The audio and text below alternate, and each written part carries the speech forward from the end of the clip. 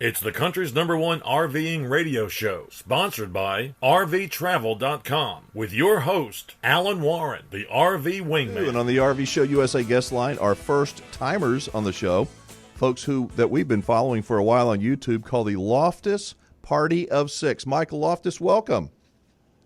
Hey, thank you. You betcha. I know that we are going to want to have you all back on the show, so we're going to try and cover a lot of ground in this one segment. What is the story on the Loftis Party of Six? Kind of in a minute or two, Michael. Okay, well, I've got Lane here with me, too. So Hi, Lane. chime in at any time as well. Hey, how's it going? Good. Where's the rest of the Party of Six? Well, they're actually with my mom right now. She's kind of babysitting while we do this. You got a break. Well, good deal. So what's the story in a couple of minutes? Tell us. Okay, sure.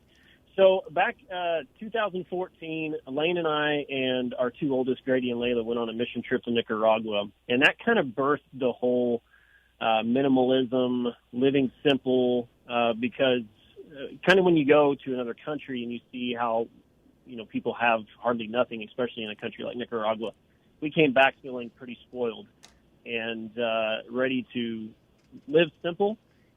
But it wasn't until 2018 till when that happened. But over the course of that time, we met some people who were full-time traveling with their 7 kids, and they had a Prevost, and they were traveling around the country, and we thought, how cool would that be?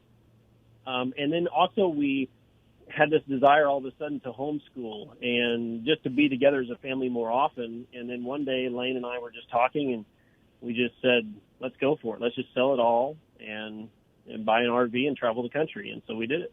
So that trip to Nicaragua was really that significant and impactful for y'all. It was a huge part of us just wanting to not really materialize ourselves and just be consumed with stuff, which also means the more stuff you have, the more time you have to work, and it takes away from your family, and there's just a lot to it. But yeah, it was very impactful. I was wondering if y'all were just independently wealthy and played all the time. Seriously.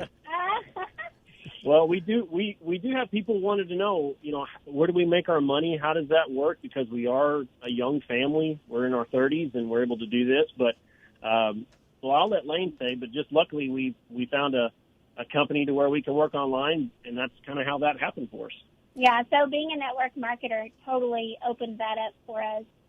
But what a lot of people also don't realize is that we sold everything that we own except for a very tiny storage unit.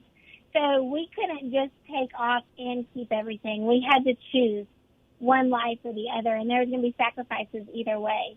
But network marketing is what has made this financially possible. Wasn't it a scary jump for y'all? I mean, was your family supportive, or did they say go for it? Did you get some weird looks from them? I would say it's about 50-50. Yeah. We had some that was very supportive, but yet had reservations and was concerned, and then we had some that would just thought it was a ridiculous idea. So yeah. But they've all come around. We're over a year in, and now that they see nobody died, our kids are happy, they're educated, and we're having a good time. I think that it's hard to envision it, and we weren't good at explaining it because we didn't know what we were really getting ourselves into either. Right. But everybody's come around at this point, so we're celebrating that. So, okay, you told me that you met some people that had a Prevost with 7 children. Are y'all working on more children too, or you're going to call it at 4 right now? No. We that's taken care of. So Okay, I'm kind of halfway kidding. So tell me about the what are some of the issues that y'all face? What are some of the biggest things you miss, Lane, about having a sticks and bricks home, or do you not miss anything?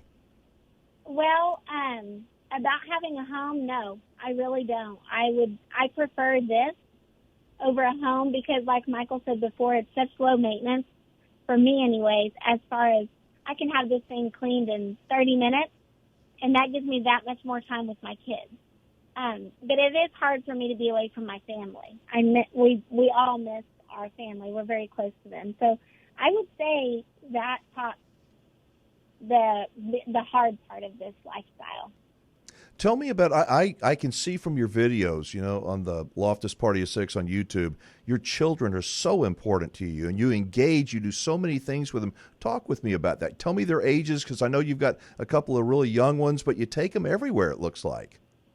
Yes, we do. We don't use that as an excuse to not live and not give our older kids opportunities.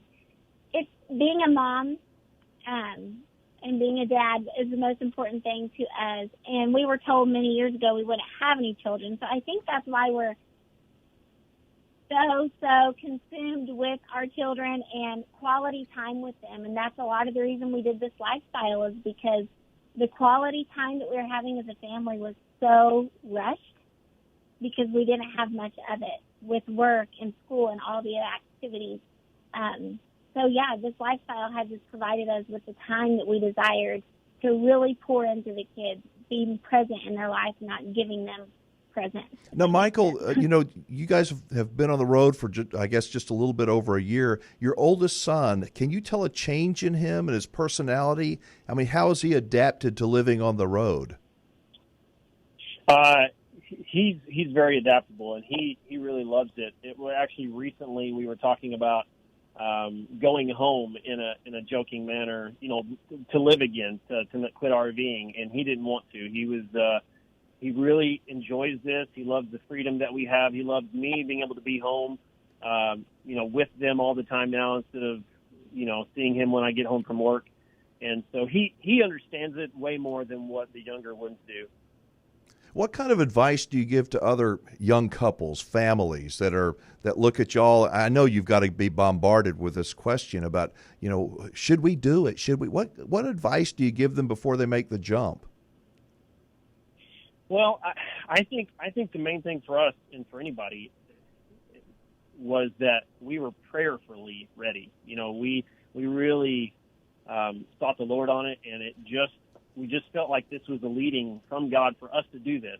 Now, I know for everybody that may not be the case, but I think the main thing is just also for your husband and wife to be on board 100% together, and it can't be one way or the other in leading, because the last thing I ever wanted was for Lane to come back to me and say, this was your idea and this failed, and then all the blame be on me. So a husband and wife being, that was seriously a fear of mine, but a husband and wife being on board 100% is very crucial, I think, for a family dynamic to make this successful. Lane, tell me about medical. If you have a medical emergency, have any of the kids had to be rushed to the emergency room or had to go see a doctor? What do you do when you're on the road?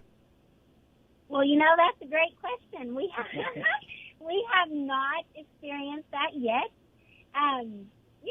You just never know what's going to happen, and there's places everywhere that we could go. There's hospitals everywhere that we can go, and we try to be mindful. Well, Layla just recently stuck something up her nose. Oh, yes. As we were traveling, and her nose started bleeding, and we started to panic, thinking, how are we going to get this thing out? And we started looking for emergency care. But luckily, she blew her nose hard enough it came out on its own. Oh, my goodness. Yeah.